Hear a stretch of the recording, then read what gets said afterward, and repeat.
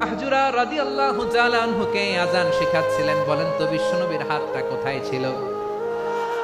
আবু মাহজুরার মাথার সামনে, এই চুলের উপরে ছিল।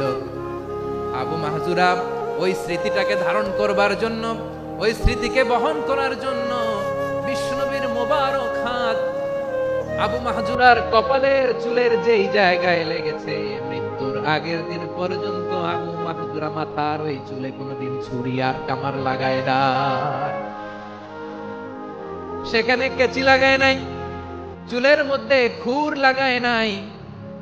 আবু মাহজুরা ডান দিকের চুল কাটতো, বাম দিকের চুল কাটতো, পেছনের চুল কাটতো, সামনের চুল কাটতো না। আবু মাহজুরা রাদিয়াল্লাহু তাআলা আনহুর সামনের চুলগুলো বড় হতে হতে যখন এত বড় হয়ে যায়, তিনি চুলগুলো পেঁচিয়ে মাথার মধ্যে রাখতেন। তারপরে তিনি পাগড়ি পরতেন। সবাই জিজ্ঞেস করতো, আবু মাহজুরা এটা আবার কেমন স্টাইল? দেখতে তোমার কি বিদঘুটে লাগে? কেমন অড লাগে, কেমন খারাপ দেখা যায়।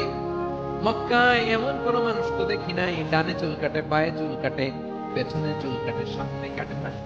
ওরে আবু মাহজুরা, কেমন দেখা যায় তোমারে? সামনের চুল কাটো না কেন?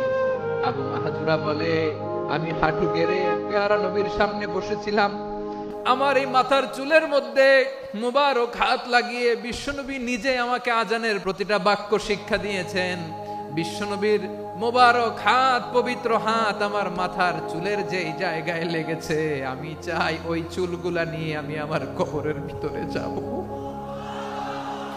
সাইয়েদনা আবু মাহজুরা রাদিয়াল্লাহু তাআলা আনহু ইন্তেকালের আগের পর্যন্ত মাথার সামনের চুলগুলা কাটে নাই। বিশ্বনবী সাহাবীদেরকে, সাহাবারা কেমন ভালোবাসতেন বিশ্বনবী।